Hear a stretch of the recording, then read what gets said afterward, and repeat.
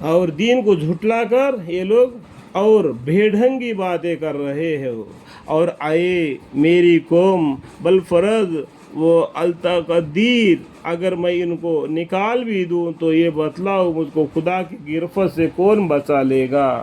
جو لوگ ایمان لائے میرے ہمراہ ہے، اگر میں ان کو نکال دوں تو مجھے خدا سے کون بچائے گا؟ جب خدا گرفتار کر دے کون بچا لے گا؟ کیا تم اتنی بات بھی نہیں سمجھتے؟ جو ایمان والے ہیں ان کو نہیں نکال سکتا، جو یہ بے ایمان ہیں ان کو ایمان کے طرف دعوت دے رہا ہوں۔ اس طریقے سے نوح علیہ السلام نے اپنے قوم کو سمجھائے۔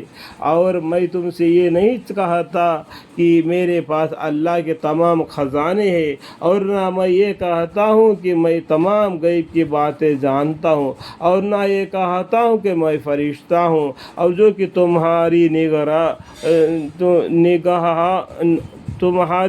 نگاہوں میں حقیری ہوں، میں ان کی نسبت تمہارے طرح یہ نہیں کہہ سکتا کہ اللہ تعالیٰ ہرگز ان کو ثواب نہ دے گا۔ ان کے دل میں جو کچھ ہو اس کو اللہ ہی خوب جانتا ہے۔ ہر انسان کا دل میں کیا ہے، یہ ایماندار ہے یا یہ بے ایمان ہے، یہ سب کچھ اللہ تعالیٰ دلوں تک کی بات کو جاننے والے باریک بن باخبر ہے۔ میں تو اگر ایسی بات کہہ دوں تو اس صورت میں ستم ہی کر دوں۔ وہ لوگ کہنے لگے کہ نوح علیہ السلام تم ہم سے بحث کر چکے، پھر بحث بھی بہت کر چکے۔ یہ کافر لوگ نوح علیہ السلام کے اس لیے یہ جواب دیتے ہیں اس طریقے سے۔ وہ لوگ کہنے لگے کہ اے نوح علیہ السلام تم ہم سے بحث کر چکے۔ بحث کا مطلب کیا ہے کہ جھگڑنا، ضد کرنا ایک اللہ کے طرف بلانے کے لیے، تو اس کے بارے میں بحث کر چکے، پھر بحث بھی بہت کر چکے۔ سو اب ہم بحث نہیں کرتے۔ جس چیز سے تو ہم کو دھمکیاں کرتے ہو کہ عذاب آ جائے گا، عذاب آ جائے گا، وہ ہمارے سامنے لے آؤ اگر تم سچے ہو۔ اس طریقے سے عذاب کو خود مانگنے لگے پیغمبر سے کہ تم اس کو ڈراؤ مت، مانگاؤ اگر تم اس بات میں سچے ہو۔ اس طریقے سے سوال بھی کر رہے ہیں اللہ ہم اکبر۔ انہوں نے فرمایا کہ اللہ تعالیٰ بشرطے کہ اس کو منظور ہو تو تمہارے سامنے لاوے گا، اور اس وقت پھر تم اس کا عاجز نہ کر سکو گے۔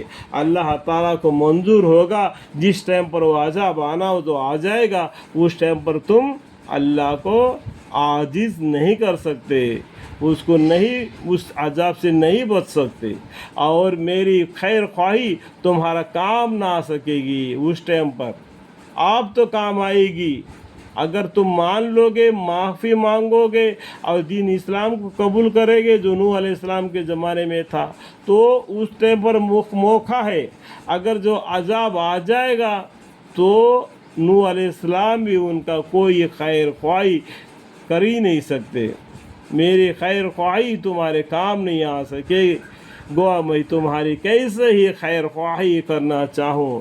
اب موقع ہے، مان لو۔ جب اللہ ہی کو تمہارا گمراہ کرنا منظور ہو، وہی تمہارا مالک ہے، اور اسی کے بعد تم کو جانا ہے۔ ہر پیغمبر نے یہی کہا ہے کہ اللہ سے ڈرو اور میرا کہنا مانو، ایک نہ ایک دن تم برزخ میں جاؤ گے، اللہ کے پاس میں جا کے حساب کتاب دینا پڑے گا۔ کیا یہ لوگ کہتے ہیں کہ انہوں نے یعنی محمد صلی اللہ علیہ وسلم نے نعوذ باللہ ایک قرآن تراش لایا ہے؟ اللہم اغفر۔ اور جواب میں فرما دی تھی کہ اگر فرض میں نے تراشا ہوگا تو میرا یہ جرم مجھ پر عائد ہوگی، اور تم میرے جرم سے بری الزام رہو گے۔